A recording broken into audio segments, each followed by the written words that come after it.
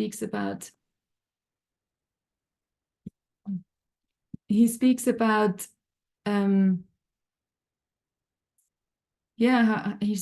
karma, about activity, and everything we do has as long as we're in material consciousness, everything has a reaction, and we are bound by these reactions. And he speaks about material nature, the gunas, how that is like a machine, and if we're falsely identified with the body, we're just going to be a small part of this machine, and we'll just act on that. And yeah, like this question leads to actually the first response Krishna gives. Why do we act in sinful ways, in ways that create misery? Is he says it's lust. By lust, that's what drives us to do things which we maybe even don't want, or we don't want the reaction, and still we're somehow forced to do it. And yeah, lust, we can also say desire. Desire is something that's intrinsic to the soul, and when it's not directed towards God, towards Krishna, towards desiring to serve Krishna and please Krishna, it's called lust. It's anything we do to get something for us, some kind of reward for us, then it's called lust. And then Krishna, actually in Bhagavad Gita, the next chapter 4 is transcendental knowledge. So Krishna gives a response there, like, okay, so there is actually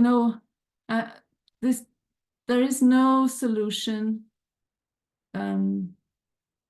There's no solution to stop acting from lust unless we create we like expand our perspective. We create a different perspective.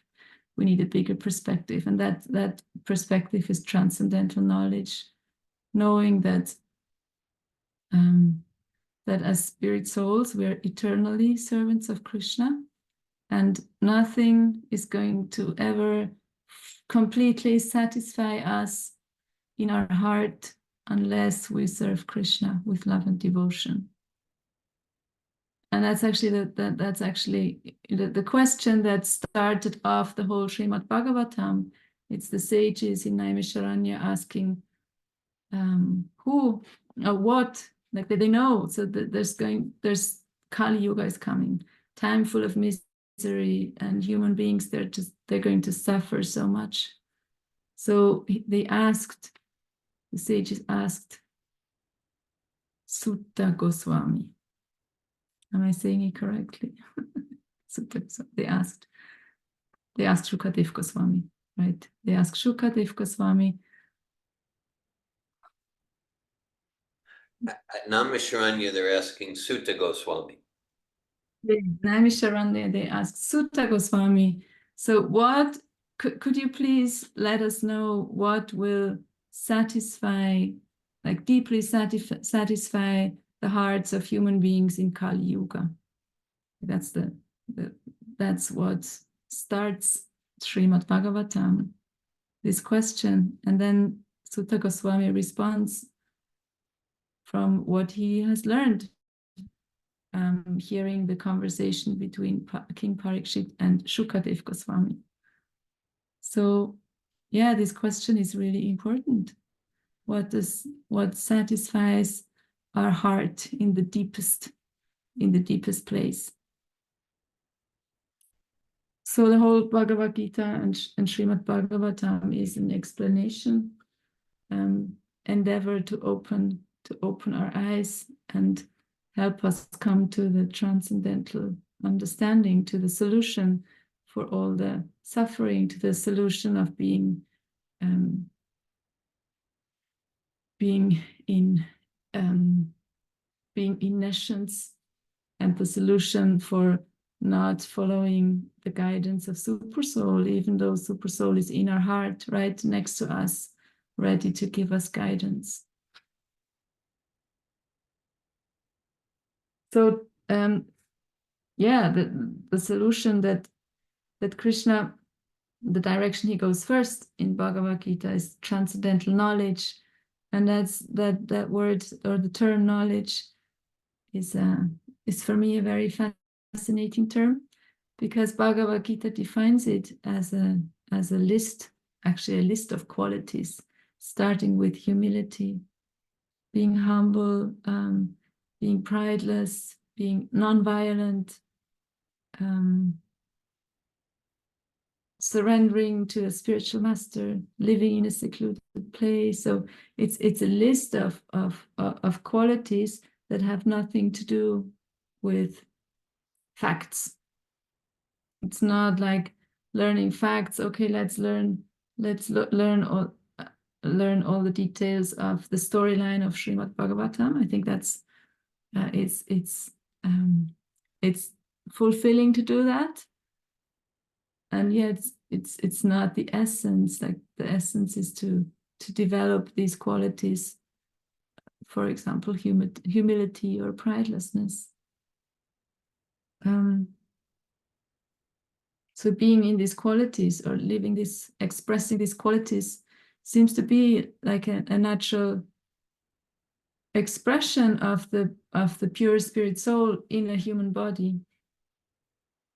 It's like the person the person with the purified consciousness is naturally humble, is naturally prideless, is naturally surrendering to the spiritual master. So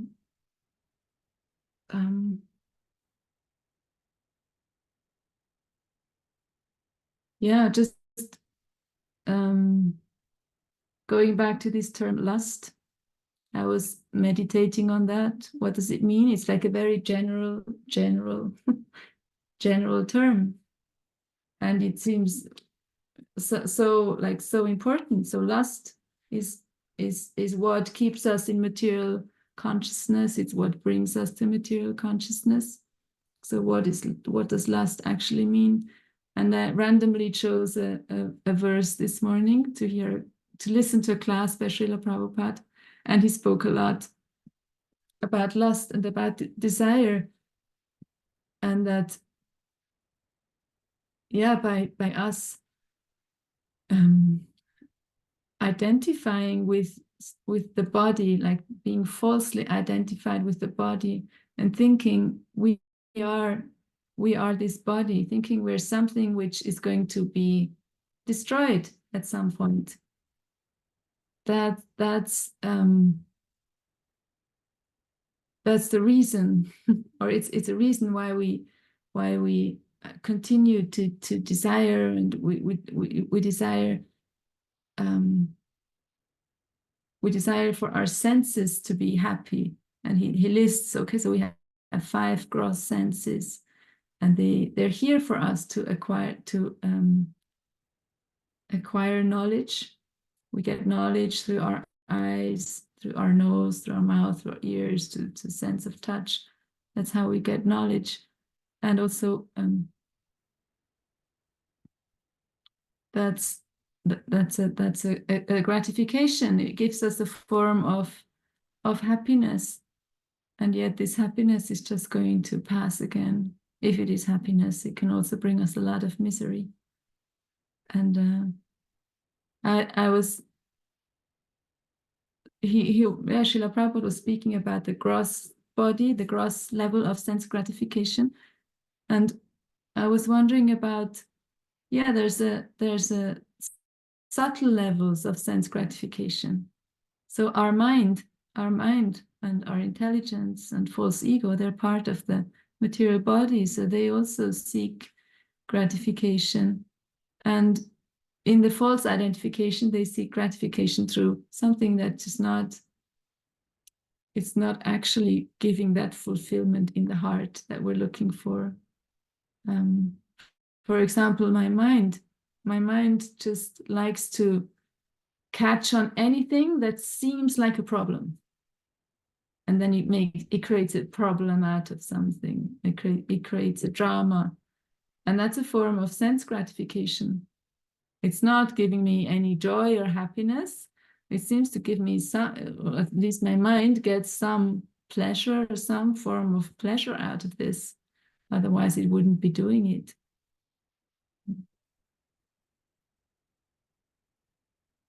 So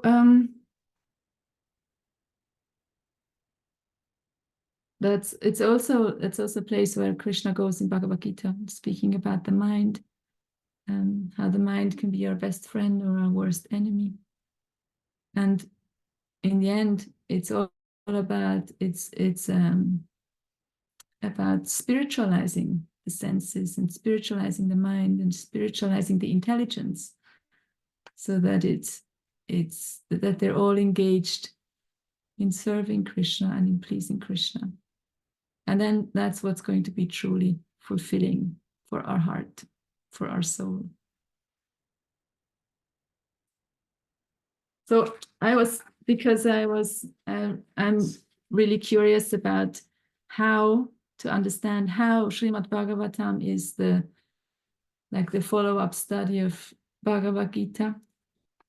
I was really curious to hear what Maitreya gives as a response, so I fast-forwarded a little. And I'm not going to read it because we're going to get there. And it's interesting for me because Maitreya, he goes like straight to the solution. He goes to, okay, like giving up false identification and identifying with the spirit soul, and the nature of the spirit soul is to serve Krishna. So that's the solution for being entangled and being for the pure consciousness to be uncovered, and for us to hear Paramatma in the heart.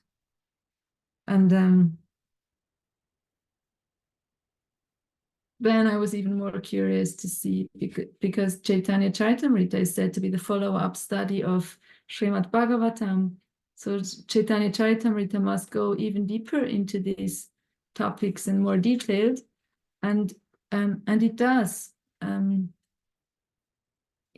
Chaitanya Charitamrita, we have so many examples of pure devotees, so personalities whose consciousness is no longer in nescience and ignorance. The consciousness is fully awake, and we can see and hear what they do. They serve Krishna, they serve Lord Chaitanya, and they're experiencing so much joy and fulfillment, and they're just dancing and eating and traveling and being in nature and having philosophical discussions. And there's one part in Chaitanya Charitamrita where actually I see similarities to Arjuna being bewildered and Vidura being bewildered. And then there's the example of Sanatana Goswami. So Sanatana Goswami is also an eternal associate of Krishna. And in Chaitanya Charitamrita, he seems to be bewildered. He's expressing to Lord Chaitanya, I have everything. Like, he's very, very rich, and he has a very high, or maybe the highest position, or one of the highest positions possible in a material, I don't know, in society, like a post in society, very high, a lot of reputation and honor and wealth. And he says, I have everything, so how come I'm suffering? So he's also seemingly in bewilderment, not understanding how come he's suffering. And then Lord Chaitanya has an opportunity to explain to him, to explain to him it's a whole summary of the spiritual world, and then the material world, which is just a tiny little part of the whole manifestation. And most souls are eternally liberated, he describes. They are always with Krishna. They're in the spiritual world. They maybe don't even have an idea that the material world exists. So they're eternally liberated. And then there's a few, the word is also there. He also uses the word eternally conditioned. Srila Prabhupada explains it doesn't mean eternal, that if we're conditioned, we will always be conditioned. It's such a long time, it seems like eternity. So there are these few souls who are conditioned, that's us, and we're put into the material world, or we're allowed to go to the material world or forced to go to the material world, depends on our perspective. And we get to play here and think we're God. And this thought, like we're God, we're in the center, everything is about us. I always had a hard time understanding what this means. And I think it was because I was so much in this consciousness of everything is about me and anything is about me. And it's so now, like more and more, it's so obvious. I see kids in the kindergarten, 5 years old. They think they're God. They think they can do anything. They think everything is about them. Yeah. So that's the material conditioning. And Lord Chaitanya continues to describe to Sanatana Goswami, yeah, and the conditioned souls, they're put into this, they come under the influence of Maya, the external energy of Krishna. So it's an energy of God, and actually Lord Chaitanya, he says, the witch of Maya. A witch is like someone who's mean. And from a material perspective, Maya is very mean. She punishes us. And from a spiritual perspective, Maya is very merciful because she's helping us understand, and she's helping us in a sense of, okay, so you want to pretend to be God and be independent and free and follow your own desires and fulfill your lust. Okay, then here you can do it. And on the other side, like she's here to remind us and to wake us up to it's not normal to suffer. It's not normal to be in pain. We think it's normal. And Maya is here to let us know it's not normal. Most living entities don't suffer. They're in the spiritual world having a good time. And it's you, a few of you here, and you're suffering. So that's what Maya does. And Lord Chaitanya then also goes to lust. He says, yeah, and it's lust that keeps the conditioned souls in the conditioning. Like the conditioned souls, it desires and it misunderstands the desire, that it doesn't understand this. The desire is actually to be reunited with Krishna. They think the desire is about fulfilling the senses, and then they try and they try and they try again to get fulfillment, and they get frustrated and they get angry, and the anger just leads to further suffering and entanglement. So this is where Lord Chaitanya goes, and then he goes towards the solution. What's the solution? What's the higher consciousness? And I'm going to read a few verses from Madhya Lila, chapter 22.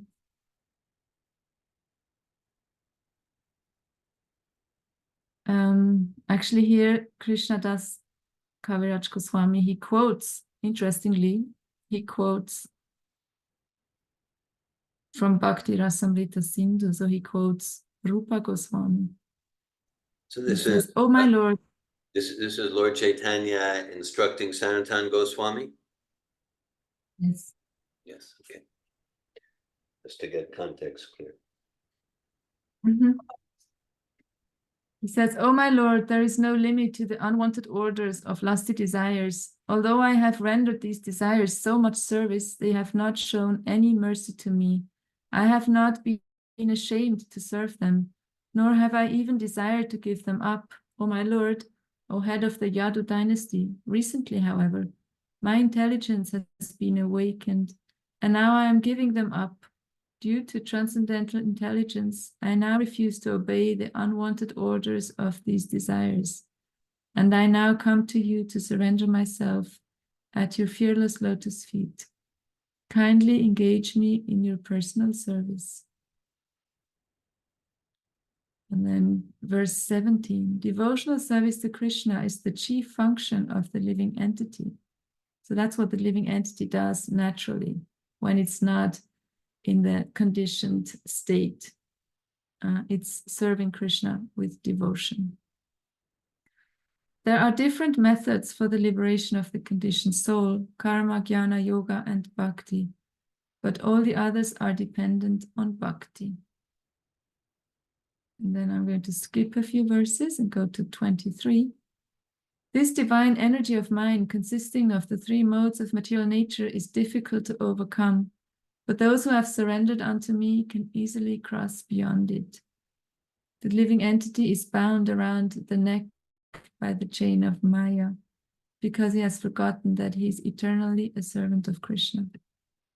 If the conditioned soul engages in the service of the Lord and simultaneously carries out the orders of his spiritual master and serves him, he can get out of the clutches of Maya and become eligible for shelter at Krishna's lotus feet. So here he describes this process of Maya and how to get out of Maya. And he mentions the spiritual master. And that's, brings me back to the text where Srila Prabhupada comments, not everyone gets bewildered.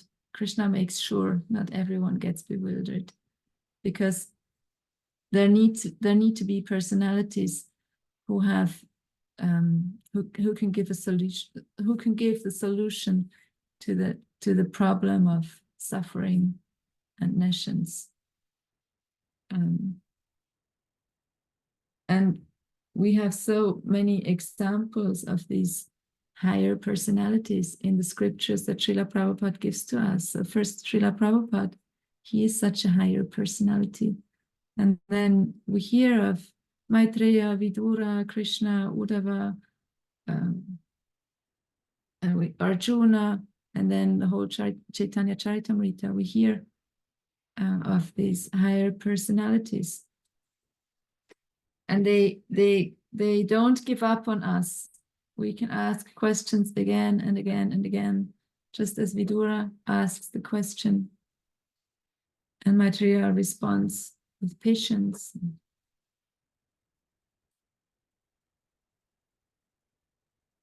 Yeah, so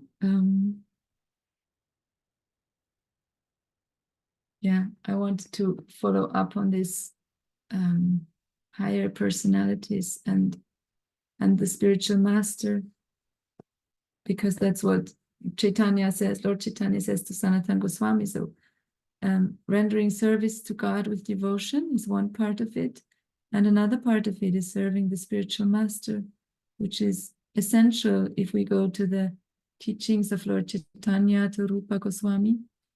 He speaks about this very detailed.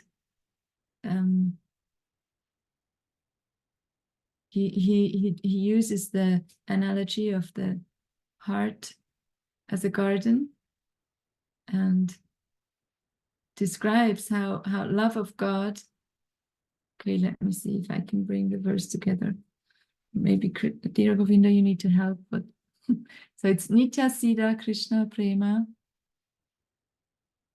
Nitya Siddha Krishna Prema Satya Kapanaya Shram. Haraye Udai.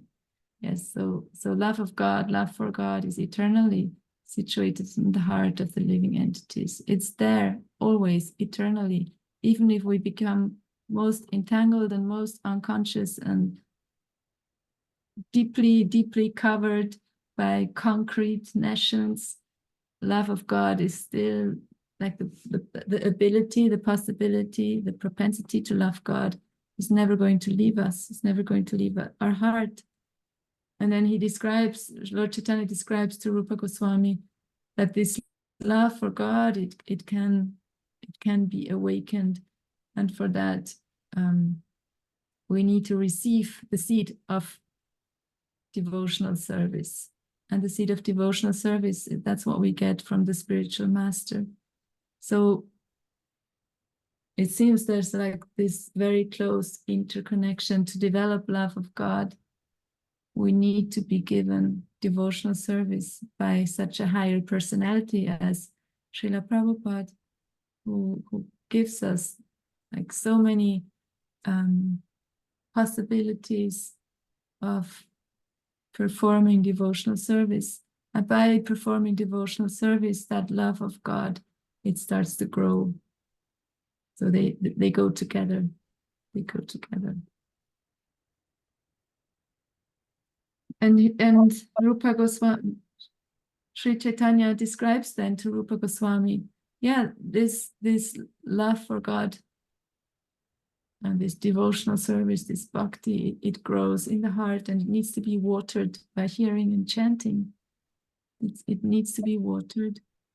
And also, we need to be aware that in this garden, there's also unwanted creepers, unwanted plants that want to grow. And sometimes they might even look very, that's not what Sri Chaitanya says, it's what I'm saying. Sometimes they look beautiful. And we think, oh, wonderful. And they're not really, like, they're not the real thing. They're going to, if we're not attentive, they're going to take away the sunlight and the nourishment and the water that is supposed to go to the flower of love of God. And then he gives more detailed examples of what these creepers look like. He says they have so many different forms. They can look so many different ways. And he gives some examples such as animal killing. That's a creeper. Diplomatic behavior, adoration, importance, mundane adoration, mundane importance. And that goes back to lust. So the circle goes back to lust, like desiring to be important, desiring to be admired, adored, desire to animal killing. What's behind animal killing is desire to be stronger, to be stronger than animals, or to gratify some taste, gratify the tongue, a desire to be violent, maybe to show I'm stronger. So it goes back to desire. The unwanted creepers, they are all born from desire to gratify our own senses, our own false identification. And it made so much sense to me this morning hearing Srila Prabhupada's class. Like, if we identify with something which has no substance, like it's not going to stay, it's going to dissolve, it's going to disappear, it's going to die, then we're not going to be fulfilled. And also, if that's our idea of who we are, if that's like that's our box, we don't know there's anything else, then we will want to have more gratification. And it needs a higher understanding. It needs an understanding that we're not the body. Like, who we really are, our true identity is never going to die. It was never born. It's not going to be destroyed.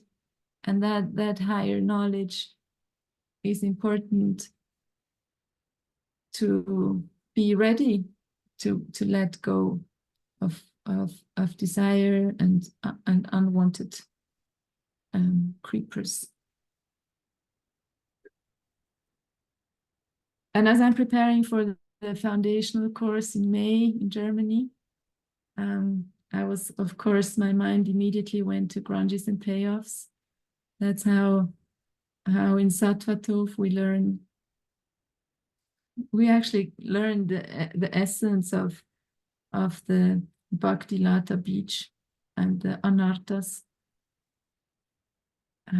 I will be remembering that, presenting grunges and payoffs.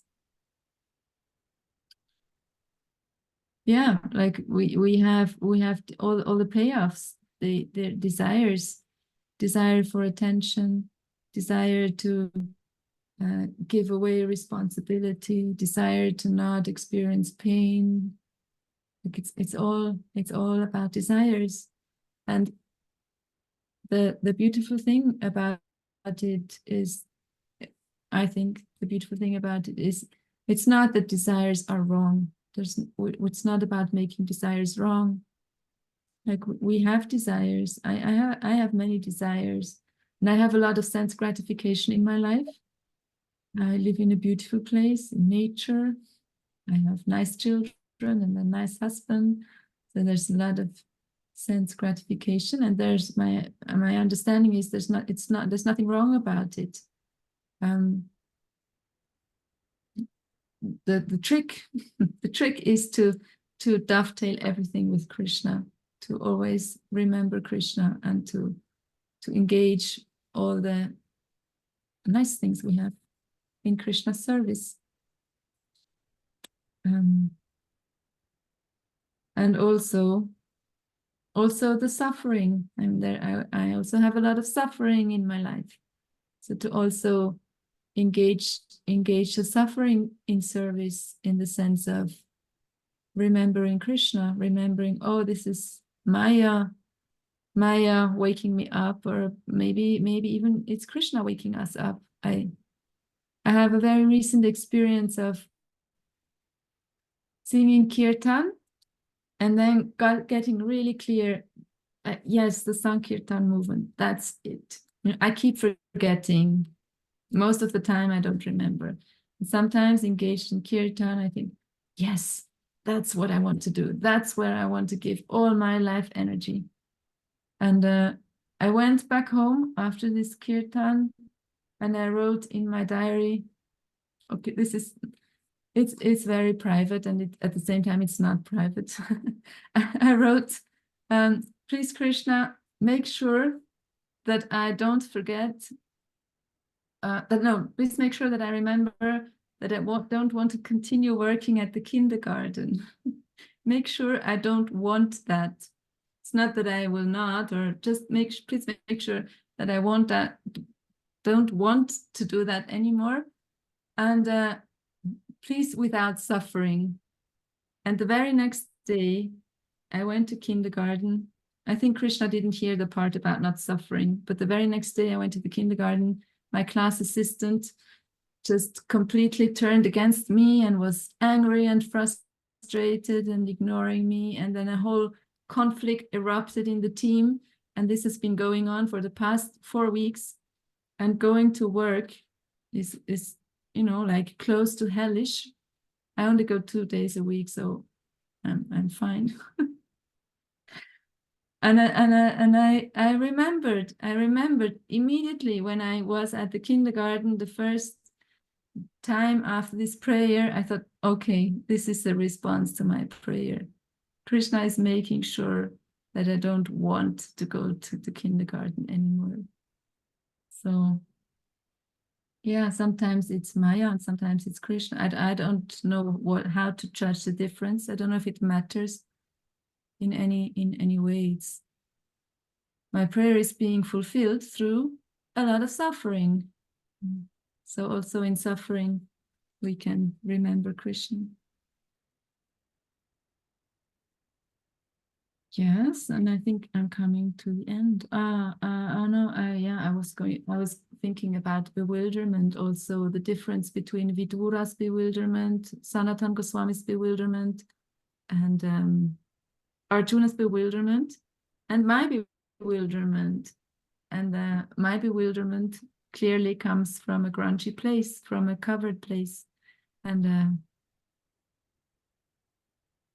in the examples we get here, the bewilderment is arranged. It's an arrangement by Krishna. He arranges for these persons to become bewildered so that some other great personality can speak about Krishna, can glorify Krishna, and then becomes glorified himself. Krishna always wants his devotees to be glorified more than he himself. So he makes these arrangements. And also we just read in the first canto in our reading group how King Parikshit became bewildered. Like he was king and he was pious and he was God conscious and like no fault in him. And then it was time for King Parikshit to end his life. It was time for Srimad Bhagavatam to be spoken. And so Krishna arranged that King Parikshit became bewildered and he acted like no one would ever expect him to act when he came to the hermitage and he was hungry and thirsty, and the sage was in deep meditation, and King Parikshit wanted some water. He asked for water and he didn't get the water, and he became angry, and he was so angry that he took a dead snake and put it around the sage's neck, like a child who's like, okay, I'm going to punish you because I don't get what I'm asking for. And then that leads to the son of the sage, Shringi, cursing King Parikshit that he will die, and that leads to King Parikshit giving up his kingdom and sitting down and hearing for 7 days about Krishna. And that was arranged by Krishna, and thanks to this we get to hear all these exciting, inspiring, fulfilling, thrilling information, knowledge, transcendental knowledge. Hare Krishna.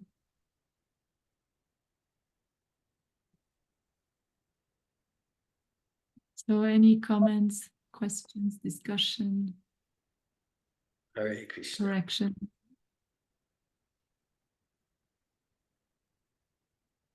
Thank you, Anandini. I appreciated all the points and principles you highlighted. Some that are churning for me. Yeah, you referenced this section in the 13th chapter of Bhagavad Gita, text 8 to 12, where Krishna talks about 19 elements of knowledge. And Prabhupada refers to that. Of course, it's a very long purport. And then Prabhupada refers to that in other places of his teachings. And yeah, that because we have our conception, knowledge is to know like the laws of physics, or what's happening in the stock market, or some historical fact about the history of Switzerland, William Tell, or something like that. So then I liked how you distinguished between actual knowledge and information or data. And so, as you said, so the first element of knowledge is humility. So humility, what's that have to do with getting a good job or passing the test? And then I liked your examples of, well, you gave personal examples of Arjuna, Vidura, Maharaj Parikshit, Sanatan Goswami, Kayami Kaneyamaya, Jare Tapatraya. When Sanatan Goswami first approaches Lord Chaitanya, he says, yeah, people think I'm great and I'm such a fool. I believe it. I'm believing my publicity, because he was a very popular person. He was the prime minister, very powerful. But he said, really, as you said, I'm suffering and I don't even know why I'm suffering. And then Krishna, you nicely illustrated different elements on the list of knowledge. Krishna says, Janma Mritu Jara Vyadi Dukkha Dosha Anudarshana. Knowledge is realizing the inherent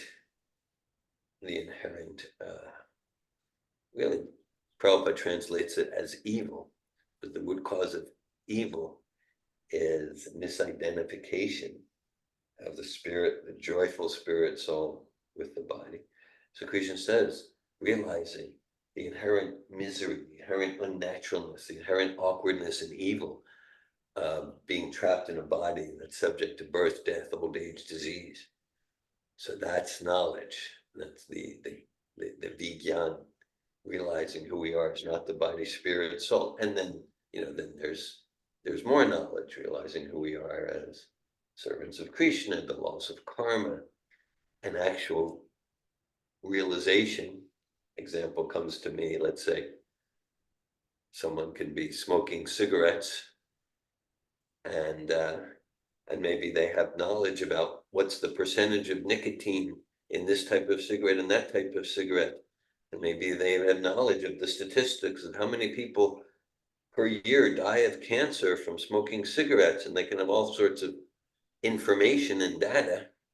At the same time, if they're still addicted to smoking cigarettes, there's no knowledge there. Actual realization, beyond actual realization, means that it shows up in my actions and behavior. So maybe I can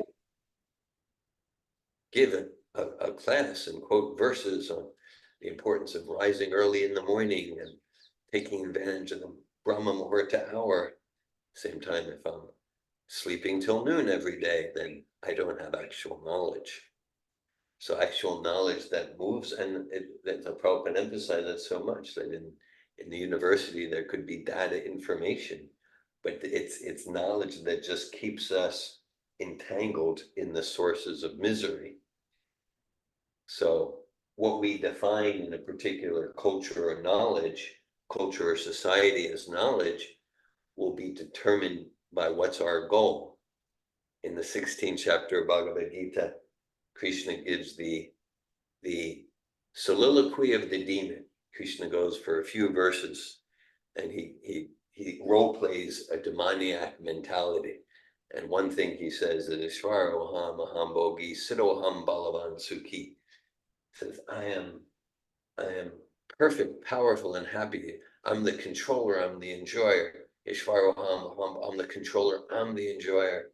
I'm perfect. Siddhoham Balavan Sukhi. I'm perfect, powerful, happy. So to the extent that our goal in an educational degree program or in our daily life, to the extent that our goal is to increase the illusion that I can control matter and enjoy it, then I'll be looking for so-called knowledge, data, information that will support me to do that.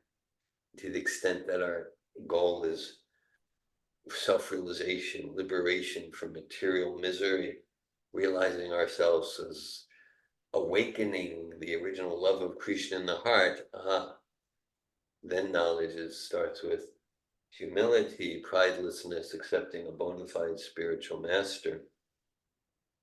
And then one more principle that you mentioned comes to mind. You mentioned like about the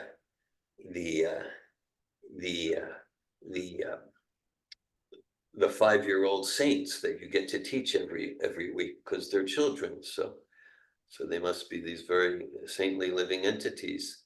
So actually, yeah. So actually, because if we think, let's go even younger than the children you teach. You probably teach, they're probably like 5 years old or something like that. And so if we go to a baby, the pure and innocent babies. But actually, the baby is the epitome, the embodiment of I am God.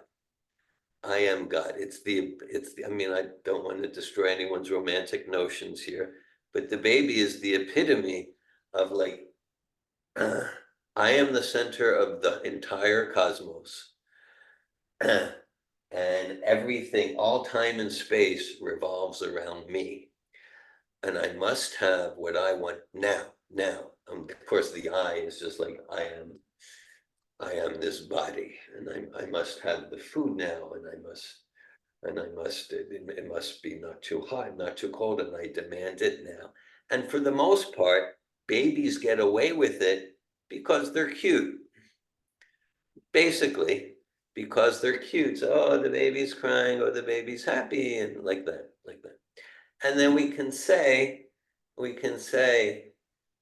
that growing up means coming out of that very concentrated I am God bodily conception towards a more selfless conception. Just like, okay, then there in kindergarten, you definitely got this heavy I am God, I am the center of this universe.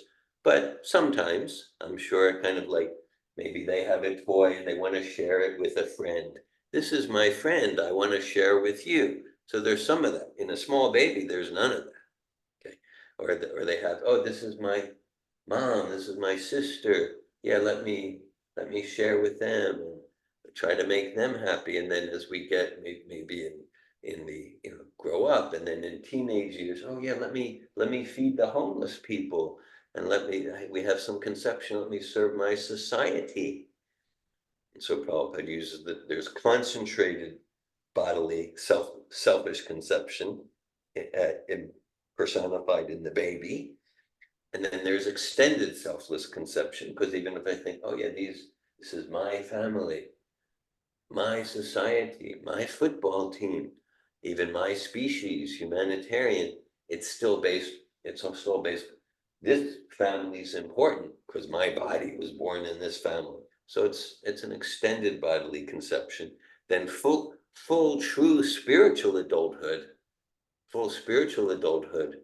that's truly serving, watering the root of the tree, where our unavoidable propensity to serve, it's not directed towards the gross senses or the extended bodily conception. It's directed towards pleasing Krishna's senses, and then that whole capacity for service and directing our loving capacity. It's not based on the body at all, and that's true spiritual adulthood. Hare Krishna.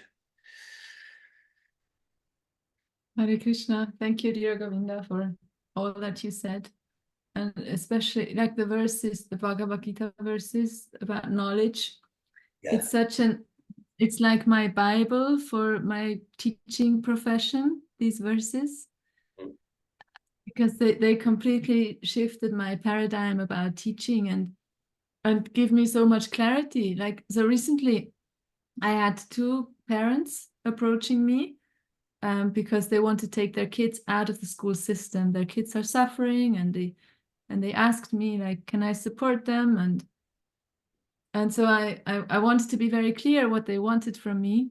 And I got, okay, they want their kids to be like strong in their character and in their personality. They want their kids to be open and curious and, ready to discover the world and contribute to the world. And so I said, okay, I will do that. And I'm going to speak to them about Krishna consciousness, and they come from Krishna, like from parents that are into bhakti yoga. So I said, I'm going to give this to them because that's really what I think is the most important to achieve the goals that you want for your kids. And also they asked if I could give them coaching, if I could coach the parents to like shift their paradigm from needing to achieve all these degrees, and then you can you can be part of society, and if you're outside, not. And so I do coaching with them, group coaching with these parents. And I first session I read to them my understanding based on Bhagavad Gita. I said, okay, this is what I came to understand is real knowledge. And I read the verse to them. And it was completely like mind-blowing for them. They were like really deeply shaken to hear, oh, wow, yeah. We really need to shift our consciousness if we don't want to continue to put pressure on our kids and, pressure them to achieve this and this and this, to really start with developing these qualities. And then naturally, like the kids, they will learn what they need to learn. They will do the degrees they need to do for their life. So this is very inspiring for me, these verses. Very inspiring to hear how you're taking Bhagavad Gita and those 5 verses particularly you're talking about, taking that and really applying it in your profession, with the children, with the parents. That's Yukta Vairagya in the most sublime sense, Yukta Vairagya, in engaging the education energy in Krishna service. Wonderful. Hare Krishna.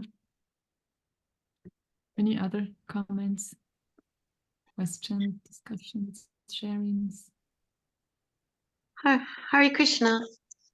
It's Hare Kim. Krishna, Kim. Thank you so much for the class. I really enjoyed it.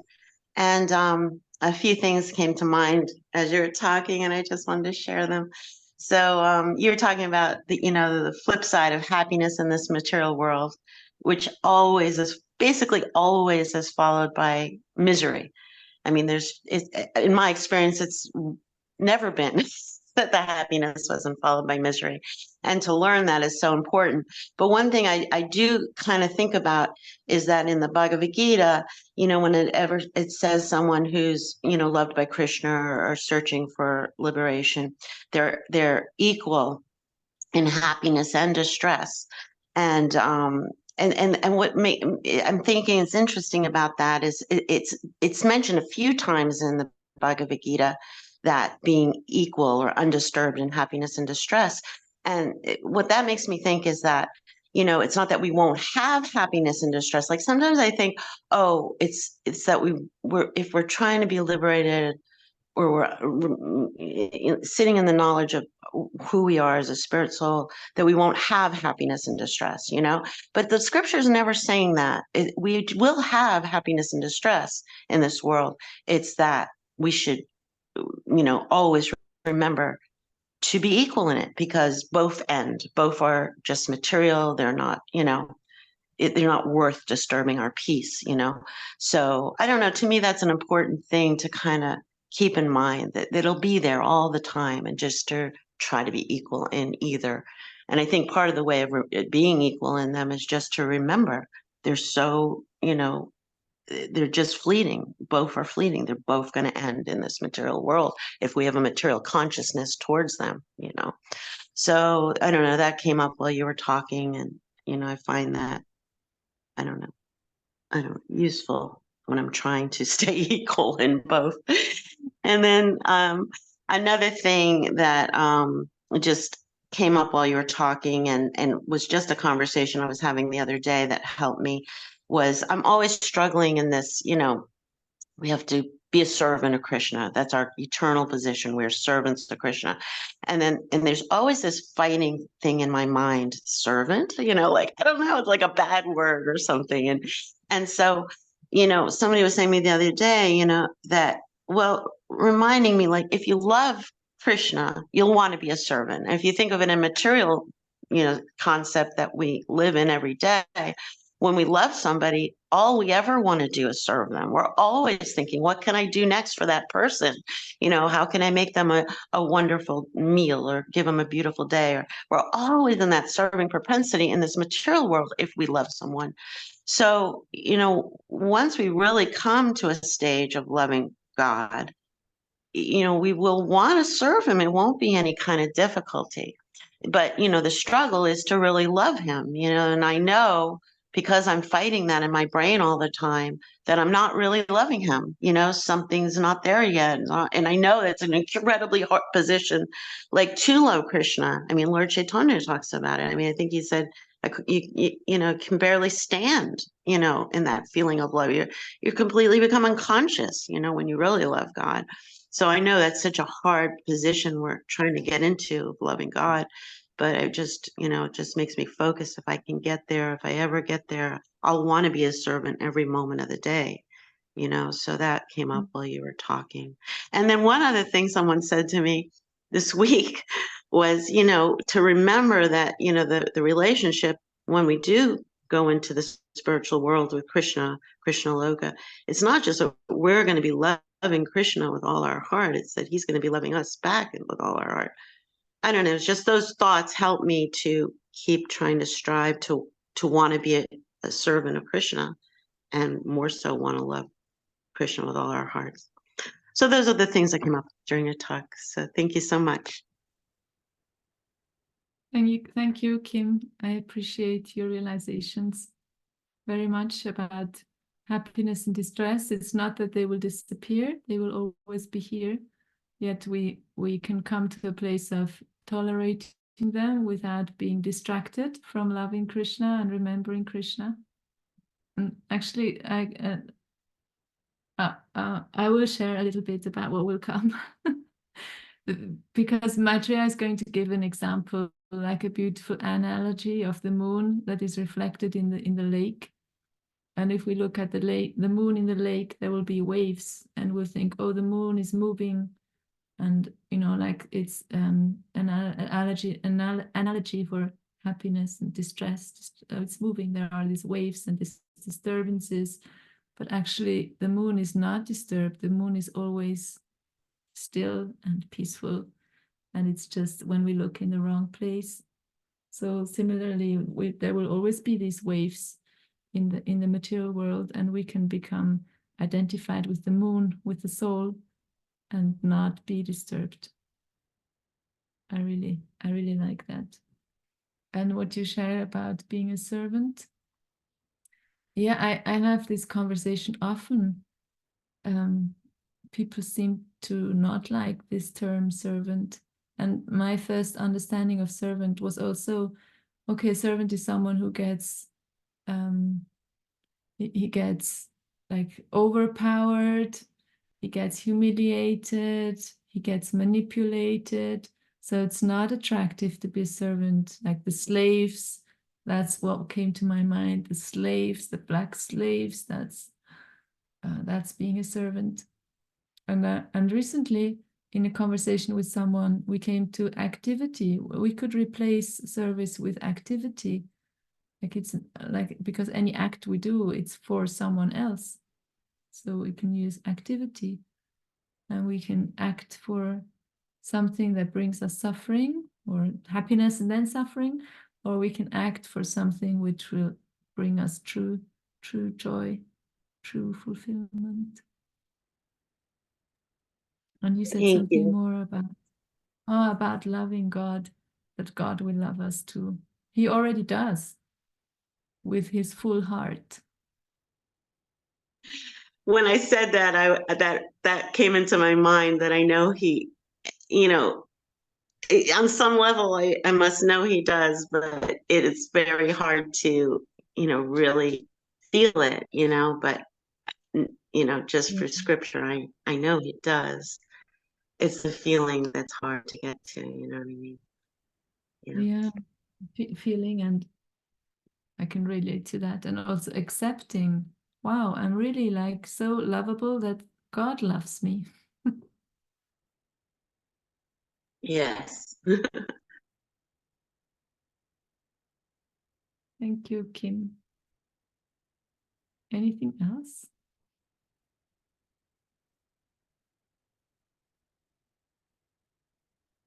Okay, I will read the verse again. O great and learned one, my mind is greatly illusioned by the distress of these nations, and I therefore request you to clear it up. And Srila Prabhupada, such mental bewilderment as represented here by Vidura takes place for some living entities, but not for everyone. For if everyone were bewildered, there would be no possibility of a solution by higher personalities. Srimad Bhagavatam ki jai, Srila Prabhupada ki jai. Thank you. Hare Krishna. Hare Krishna. Thank you. Hare Krishna.